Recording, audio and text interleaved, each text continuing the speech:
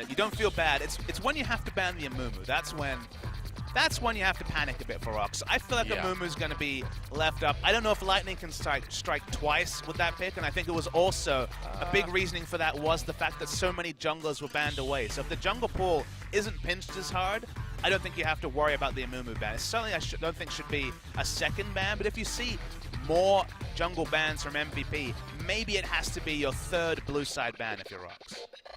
Well, I mean, if I was MVP, I might want to try to force that as much as I possibly could. I think you ban Kindred here and then see what ROX does.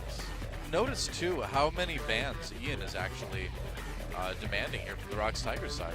MVP, follow my logic. They do ban the Kindred, so that means that the top two junglers are out. Of course, Elise and Rek'Sai, still very powerful, and Graves, who's kind of fallen out of the meta, is still a consideration. We've seen Graves available in multiple games, and people might be wondering why we're not talking about Graves as relevant in this jungle fighting meta, specifically fighting around Dragon. Graves' ramp-up time makes him fairly irrelevant. Now, you can probably say the same thing about Amumu, but they made that work. You can make Graves work, it's just he's not as oppressive as he was before a couple of nerfs have come out, so we just haven't seen much Graves in the jungle, and when we have, it hasn't done a lot of winning. Yeah. So first pick over to the ROX Tigers this time around. It was 3 jungle bans from MVP. They're basically saying, hey, you want to do Rek'Sai versus Amumu again? Well, I mean, what do you take? The Ashe actually might be kind of tempting for ROX Tigers, but they don't have a Varus to pair with it. Maybe the Lucian here? Maokai or Echo. Yeah, also that's true. Very powerful and both available. Yeah. Trundle. The Trundle, though. Okay, going back to the Trundle. First pick from game 1. Now, it is a flex pick. MVP gonna hover that Amumu at minimum.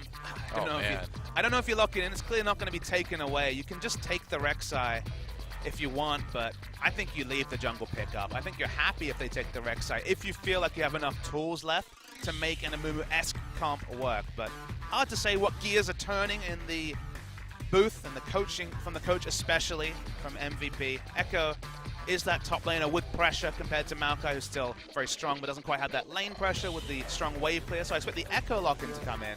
It's the next pick that's a little bit more up in the air. Well, they're spending a lot of time on it, so we'll see. Swapping it over to the Caitlyn. And it wouldn't be a bad pickup, because then you suddenly put ROX Tigers in the spot where, yeah, they could take the Lucian, but it doesn't match well into Caitlyn. They could attack the Ashe, but again, you know, they don't have the siege that they would have had before. And also it starts to force ROX to reveal things, because now you're saying, hey, what's your jungle going to be? Because we got some cool stuff over here. And so you suddenly, do you want to show your jungler? Do you want to show the fact that Trundle is going to be a support or a top laner? They're fishing for as much information as possible before they commit to their image, which is good pick ban trends from MVP. Lucian is Azir. So 2 strong pickups for ROX Tigers. Cry, of course, can play that Azir fairly well, we do know. Caitlyn was a champion that was banned by Katie Rolster against MVP. Maha showed good skill in that pick, and that was the game, of course, that they came so desperately close to winning in that second game against MVP. So Caitlyn's already been locked in. Opting into Lucian versus Caitlyn is a risk, but, you know, Prey has a lot of experience in the champion. He can make it work. Ian played almost exclusively Ahri in that promotion series, and the matchup against Azir is competitive. It's a bit of a skill matchup in the mid lane, and will they leave their jungle pick for last? They will. Okay, Victor, Alistar are the 2 choices for MVP now. Now they're saying, all right, what jungle are you playing? Well, they're going to find out. Might be Graves. Might be Graves. And we've seen series, you know, many series recently where support has become that last pick champion. Last pick Nami was the story in the MSI final. Fun how this has evolved into last pick jungle. The new way of playing. Peanut's a good Graves player, but again, I've kind of said my piece on Graves. I'm not super convinced with it in the current meta. Peanut will lock in Graves. Not a jungler that applies the most pressure on invades, but didn't manage to make it work with the Rek'Sai last game. Question is, what do MVP do? Do they try to make Lightning strike twice with the Amumu? Hard to say. Rek'Sai seems like the logical choice here, unless they do decide to go for the Amumu. But I feel like it's harder to do this time, because you've either got fairly tanky heroes that you'd be locking down, or heroes that are probably going to be able to dodge out of the way. So I don't think the Amumu is going to work here. I actually really like the Rek'Sai with this comp, because you consider what they have. Very, very strong wave clear with Caitlyn, Victor, and the Echo. If you repeat the previous game, Caitlyn gets an early turret down, for example. Rek'Sai allows you to cheat through the enemy jungle like no other jungler can, because Rek'Sai Caitlyn can just walk through an enemy jungle. Tremor Sense will give you the information, and if you get to a turret first as Caitlyn, a couple of auto attacks later, you've got more structures down. So you can play super aggressively with what the Tremor Sense provides, and it's a nice, balanced team comp. It's not the shenanigans of Game 2, but there's a lot to like about MVP's draft. Yeah, so MVP going for that Rek'Sai in the end for the jungle for Beyond. And we'll see what the ROX Tigers have here. I feel like the ROX Tigers, more than anything this game, have just like a very basic, solid team composition, don't they? It's just not very ROX Tigers-esque, is it? The Azir in the mid lane isn't really one of their picks. Obviously the Smeb on the Maokai is, but again, you really want Peanut to be playing the Nidalee Kindred that, of course, have been targeted. Nidalee Kindred Elise is 3 jungle bans at Peanut, and it has removed most of his tools to be that battle ward, to be super aggressive, and now he's kind of resigned to farming up. Now you can level 2 gank as the Graves, so maybe that's where Peanut will go as battle ward-esque as possible, but otherwise, not as ROX Tigers-esque a comp as you might expect in a Game 3. Yeah. Yeah, now we did see the ROX Tigers kind of reinvent themselves a little bit around Peanut when he joined the team last year. And who's to say they won't do something similar with Cry? I mean, losing matchup top lane in terms of pressure, losing matchup definitely in the 2v2 in terms of pressure. I think ROX really needs to get into a 2v1, avoid what could be a really painful laning phase, because we see MVP get a massive pressure advantage early, rotate that Caitlyn around. Could be a big gold lead for MVP if they play all their cards correctly. Sure enough, we'll see how they do in the lane swap. Time to get into the game. ROX Tigers versus MVP Game 3. Who takes this best of 3? Let's find out.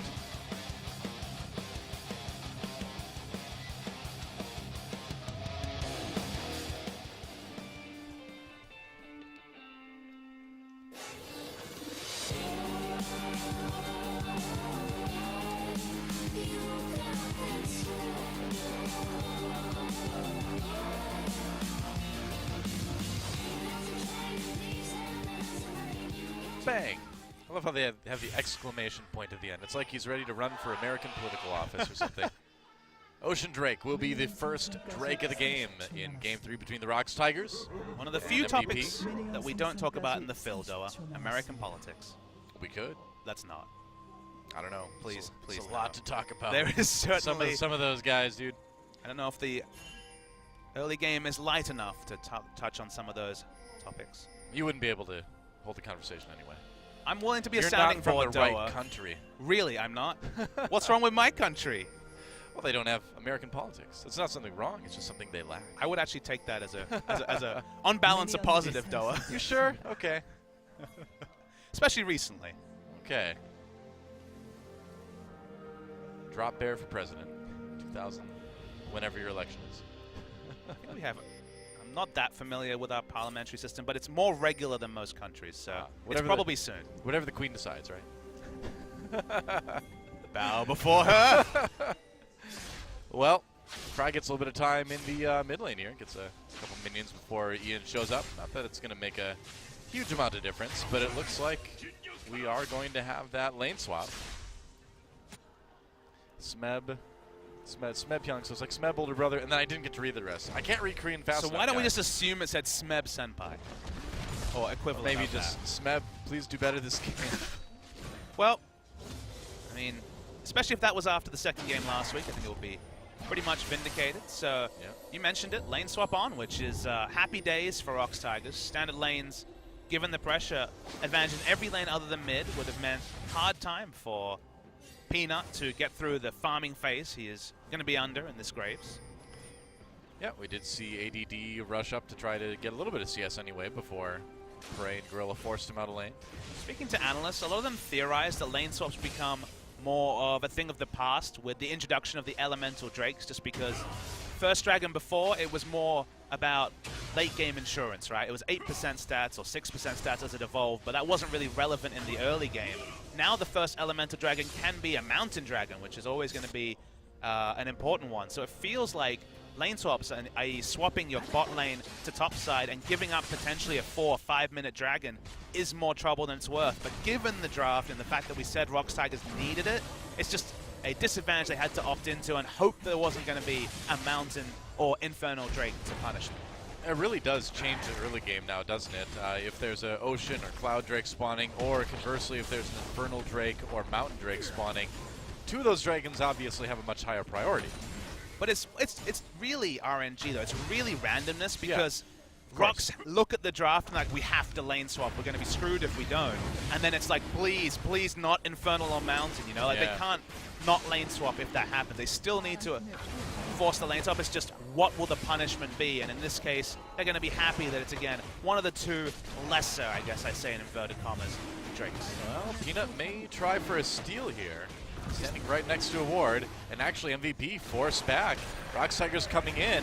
Are they going to be able to grab that? Peanut comes up for a bit of damage. It's a smite off. Who gets it? It's going to go over to the ROX Tigers, actually. But now the headbutt pulverize comes in. Peanut getting exhausted, gets back to the brush, but first blood does go in for MVP, and ADD manages to make it out.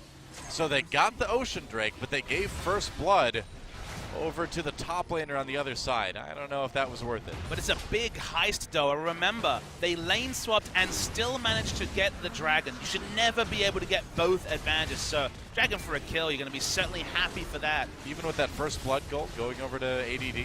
It's just such a heist. You can tell they did everything to commit to picking this up. So I suppose I'm going to be on the side of yes. It's worth knowing that Smeb didn't have to be there, got free time, picked up some CS, got a favorable back timing as well. So I think all in all, heist was enacted and successful for ROX Tigers. All right. Well, good job for Peanut, able to smite better. He's young. He's got the smite reflexes of youth. That's right. Cry able to get a decent amount of CS here as Ian goes back. Playing FPSs recently, I find that I'm aware of the fact that I'm aging. I just don't hit those Twitch headshots anymore, Doa. I'm not. I still do. Easy peasy. We can't all be ex-Halo pro gamers like you. Well, I'm not, but I did play a lot of Halo. Definitely not a pro gamer. Close enough, Doa. Close enough. But I could have been. The great regret. ROX Tigers able to actually bully Maha and max out for the moment anyway. The Trundle flex down to the support role. Support Trundle. I think it's going to become a thing. In fact, now on with the ability to look back on a week of Champions play, it's really surprising we've seen so little Trundle. We've talked about the fact there was the 100% pick ban champions, as Cry considers fishing for an Emperor's Divide but doesn't find one. But Trundle wasn't one of them. You know, champions like Nidalee, Rise, Kindred, they've all been 100% contested, but with QSS changed, Trundle I feel should be up there because support Trundle's still a thing, and top lane Trundle, especially if you can play like Smeb did earlier this series, is also a big consideration. Yeah. True enough. Yeah, it's too bad for Cry that he wasn't able to get a little bit closer. He could have maybe forced that duel before Ian hit level 6, just hit it right now. But he couldn't quite get enough distance. I like the idea, though, because Ian's gone once again 2 mobility summoner spells on Victor, a much shorter range champion than the Varus. There should be times that you can fish for the Emperor's Divide, and if you Emperor's Divide, the Ghost isn't going to be doing too much in that particular engage. Well, especially if you've got the exhaust, too, like Cry does. Risky to take Ghost on Victor this game. It's such a different champion to Varus that there is going to be windows of punishment available for Cry. Yeah. But conversely, you just pop that Ghost early and get out of range, theoretically, if you have good vision. So early game will really impact how often you'll be able to just pop that Ghost and get out of danger. True enough. ADD getting a nice little bit of CS up at top, but Smeb keeping up for the moment. Peanut's been able to just farm to his heart's content, and only a single kill's been passed over when he traded his life for that dragon. So basically been things going to plan for ROX Tigers. Will actually be the Lucian build du jour, specifically the Yomu's Ghostblade into Black Cleaver that we didn't see from Maha when he played Lucian earlier in the series. I think passing it up is just insane given how many different ways Lucian especially scales with armor penetration and the movement speed that you get from the Black Cleaver. So yeah, not surprised at all to see it in this game, and has the Graves from the jungle to also get more value out of the armor penetration stat. There's not a ton of champions where you're just like, this is the way to build this champion now, and if you don't, it's probably not as good, but Lucian seems to definitely have that right now. And it echoes what I was talking about, the lane swaps not being as prioritized because of the dragon being strong. A 2-item AD carry, especially the power of the 2 items of Youmuu's Ghost Blade, which builds well, allows you to trade better in lane, into the Black Cleaver. 2-item power spikes are all about the mid game, and given that you always want to be fighting for dragons, you show up with those 2 items. The enemy AD carry can have whatever items they like, unless they're massively ahead in gold, and there's no way for them to have a similar impact. It's why Lucian is Sin as this super powerful meta pick at the moment. So I just don't think you can pass it up. It's like passing up Haunting Guy's Sorcerer's Shoes for Rumble a couple of years ago. You just don't do it, given how clean the item build is. Right. ADD pushed out of lane in the bot by Prey and Gorilla. They're going to go in on this one, actually. ADD taking a lot of damage. That's some pressure. Here comes Beyond, though. Ian there as well. Gorilla and Prey may have pushed a little bit too far up. Ghosted. Nice pillar from Gorilla, slowing down. This Victor parallel convergence does not land. So they do make it out. That was a close call, though. Yeah, the slow and the terrain was enough to counteract the Ghost. So Ghost doesn't actually enact anything. Now it's down to a 3-minute cooldown, so hardly the biggest investment. They don't draw a summoner outside of Gorilla's exhaust on the side of ROX. Ghost did get a lot better, of course. Well, it's like literally at every point in the game, more movement speed, because it's 28% at level 1, scaling up to 45% at level 18, and it's a 30-second shorter cooldown. It's a no-brainer. It's very, very powerful. It's just, when can you get away with Ghost is kind of the question you have to ask yourself. In a world where you're not worried about dying in lane, you kind of always take it, because having, you know, that massive burst of movement speed in the late game allows you to get kills or get away from deaths that you in no other situation will be able to. But if you die in lane and don't have the exhaust or heal or cleanse to get you through it, you only have yourself to blame. Yep, true enough. And Ocean Drake is up down in the Drake pit, so that's the second one in a row. Are we going to see the triple Ocean in a row? Maybe. All the sustain you could ever ask for out of combat. And it looks like the ROX Tigers may be able to claim this one. MVP, they might want to fight it. They're getting in position, but it's such a good pillar from Gorilla. I don't know if Smite War? He's going to try for it. Oh, he takes it away. Wow. All right, well, I guess fair is fair, right? You know, Peanut got the first one, and the smite off Beyond manages to steal away the second one. That's just poor from Peanut. He smited and it was down to 42 HP. He didn't even have to consider things like the buckshot or auto attack from Graves execute damage. That was just literally, he stood there, miss-smited, and Beyond happily rolled in. Didn't even have to give up his life, only his flash this time, and answers. So Oceans for everyone. It's worked out well. Smith migrating his way back up the top lane. And, you know, wow, a third Ocean Drake in a row. Okay, well, we're going full Ocean Drake, these guys. This game, I guess. Sounds like a worrying place to go. Never go full Ocean. Full Ocean Drake. Yeah. Well, sometimes you don't get to make that decision. The game does it for you. In fact, all the time now. Yep. Literally up to the whims of Rito. Right. Now we have a different type of script problem. I guess so. Well, for now, looks like a bit of a break in the action. Turrets are even for both sides. Beyond thinking about trying something here as Smeb actually goes in onto ADD. Beyond is right there. Well, Jungler's coming. Close behind. Yeah, it's going to be a 2v2. Smeb taking a lot of damage, though, before Peanut gets there. ADD low. Smeb has the ultimate, though. Good to back away from MVP. They probably Here comes Ian. There's the flash. Oh. Chaos Storm does not connect. Another fishing mission with the Ghost. Gets some summoners. So again, the summoner trade is good. 3-minute cooldown for 5-minute cooldown between those two summoners. Yeah, that's right.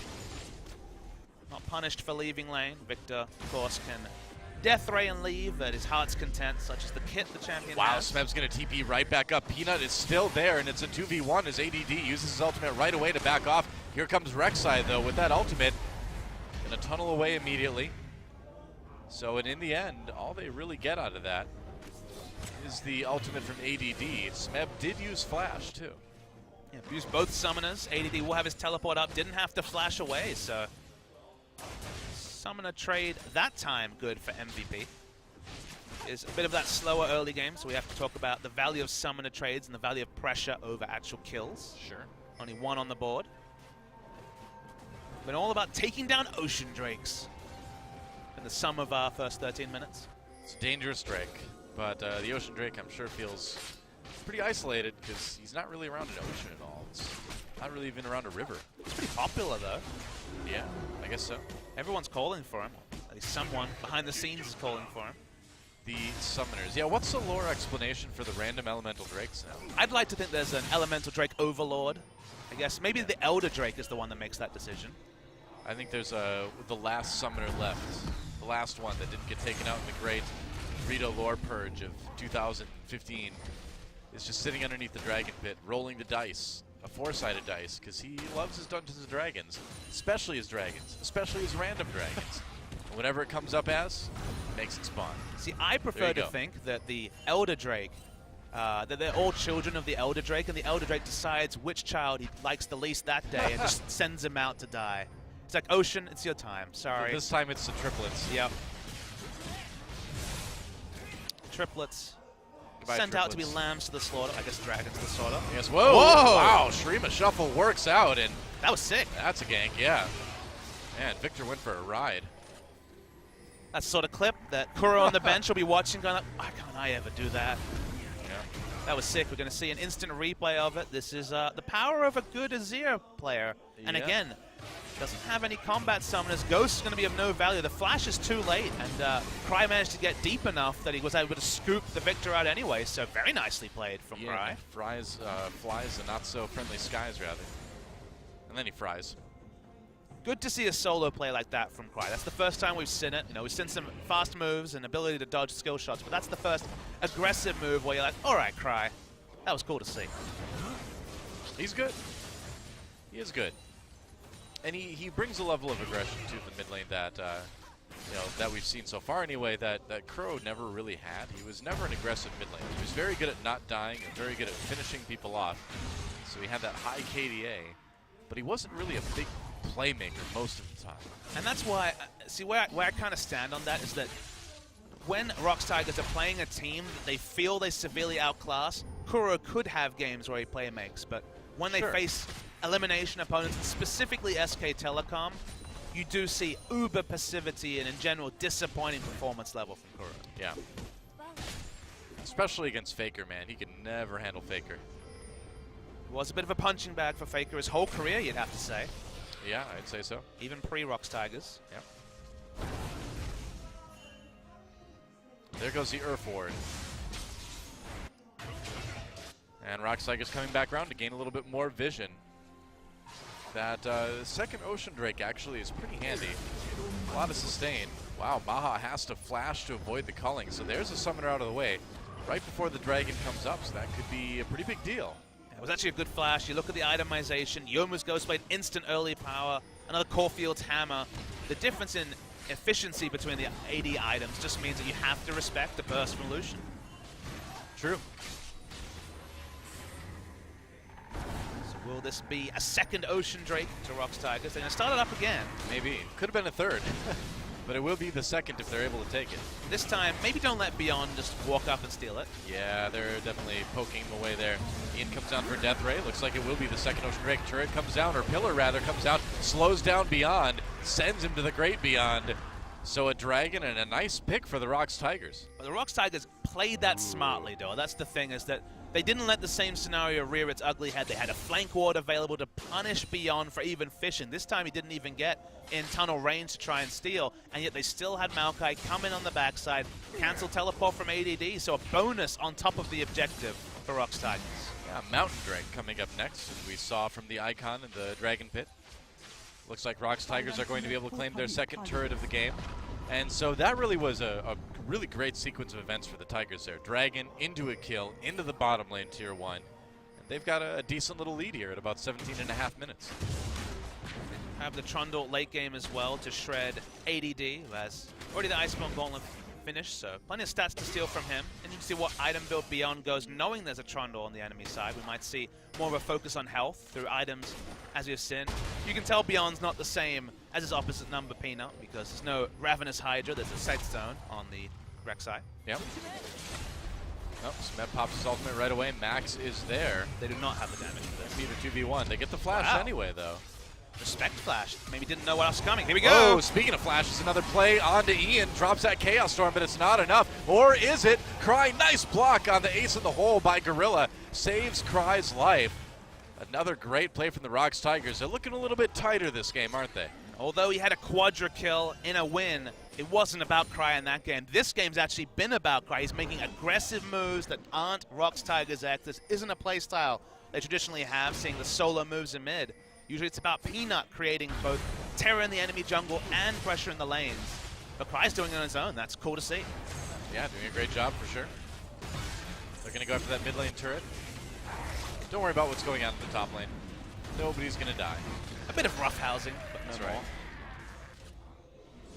Kind of just fun, you know. Top lane is fighting are like, you know, brothers, kind of just fighting for supremacy. That's right. They love each other on some level, but a couple of bruises, rough housing at home. Where's the get along shirt?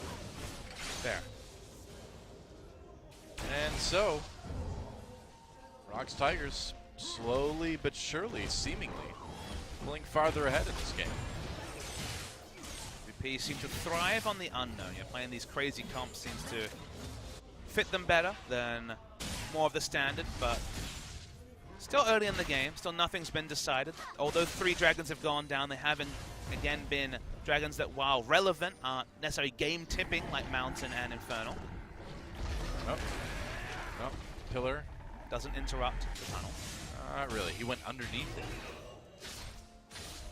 Nobody wants a Rift Herald, though. And the Rift Heralds, he's like, fine. Fine then. Goodbye. 2 games in a row. We've seen plenty of glimpses of the Void as Beyond going aggressive here. Yeah, trying to anyway. Only draw. Oh, Peanut. Peanut, you took the blue buff. You're fired. He had red, so that was probably a red burn issue. Maybe. Cry's doing some role-playing now. Or living up to his name. Yep. One of the two. Either or. If he's role-playing, it means more like he's acting like a giant space bird. That's fair.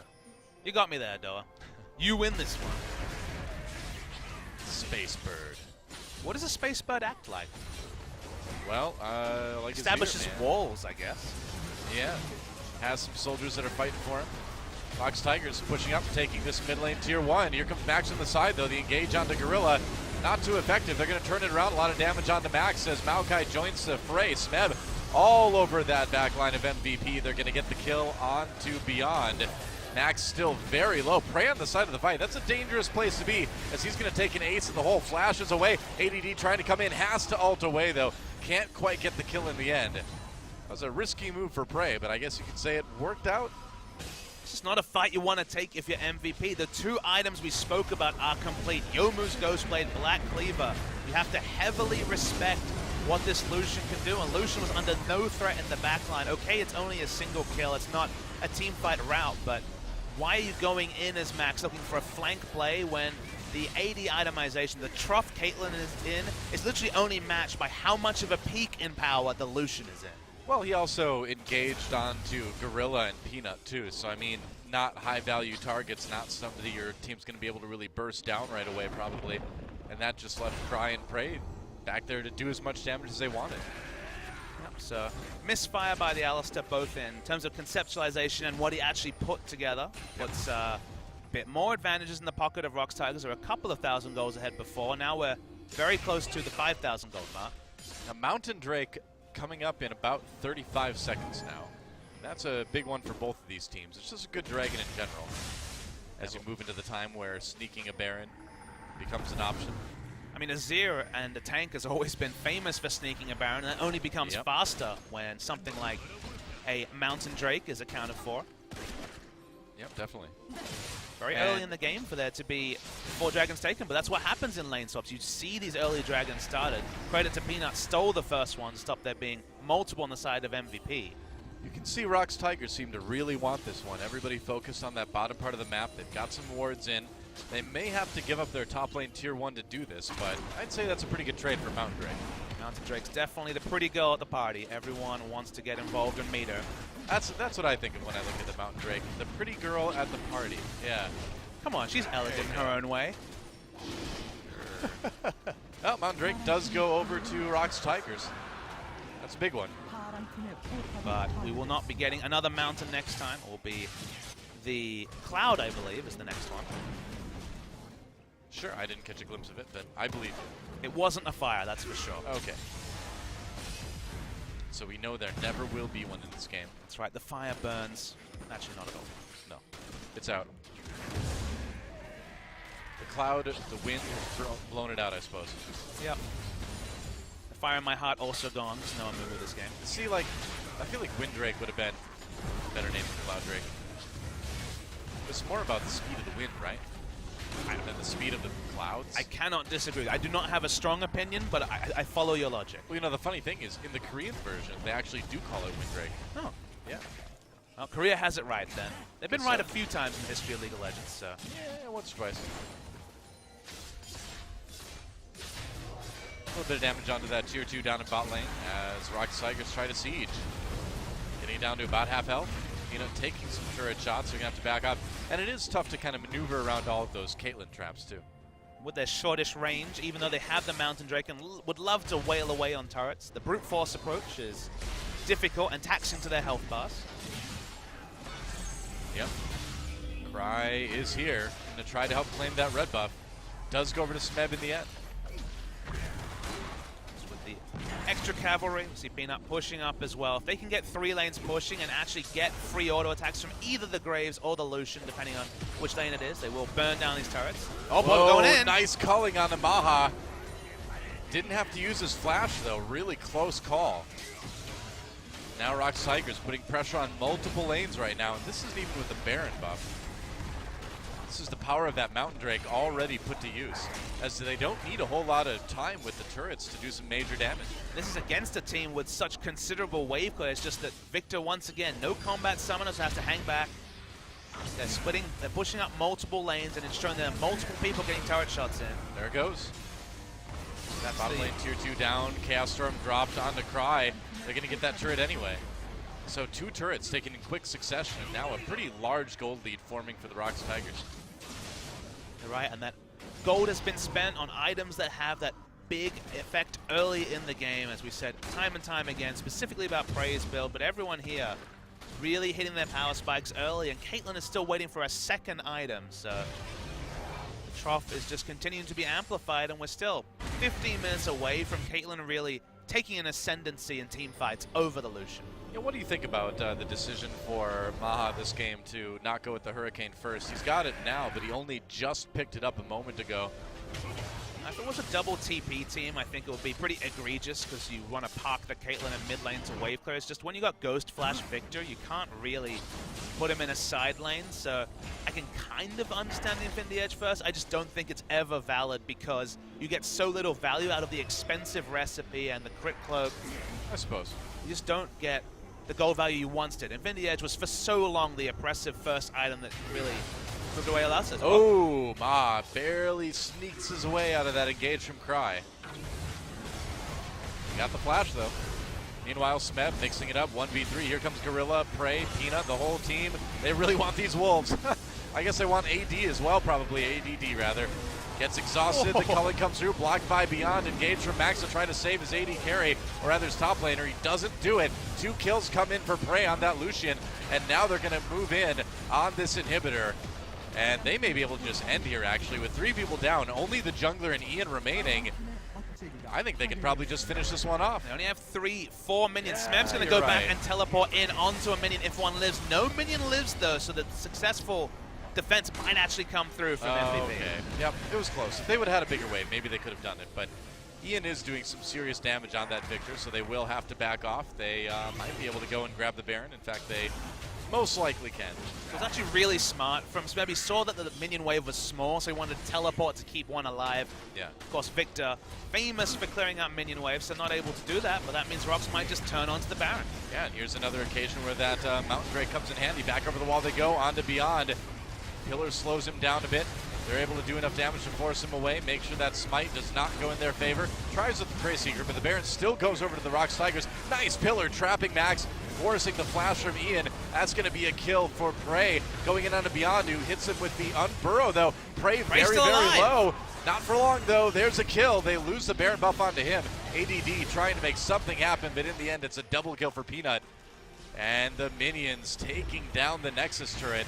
Teleport coming in actually, Smeb wants to take this and they may try to close it. Ian the only one left. I think this now is going to be the end. And the death time is far too long. Peanut does a great impersonation of a true AD carry on the Jungle Graves, and ROX Tigers, with a big hiccup in the second game, still take out the expected win over MVP. Yep, that's right. And you got to give a lot of credit to MVP. They've played 2 matches now. They've played against tough opponents, looked good against MVP, looked better, I would say, against ROX Tigers, even winning a game. But in the end, the ROX Tigers getting their first win of the season, showing that they're still a force to be reckoned with here, even though they do have a couple bugs to work out in the system as far as their new mid laner is concerned. And MVP, they're going to have to go back to the drawing board again with no points, but with a lot of heart. But if I'm going to compare them to a team, it's Samsung a couple of seasons ago in summer, where they would win game 1 with a great plan, and then something would get banned, and they wouldn't have a second string of play. Now, the new Samsung definitely does have the new strings to the bow. The question is, can MVP win standard? Because it's been when they've really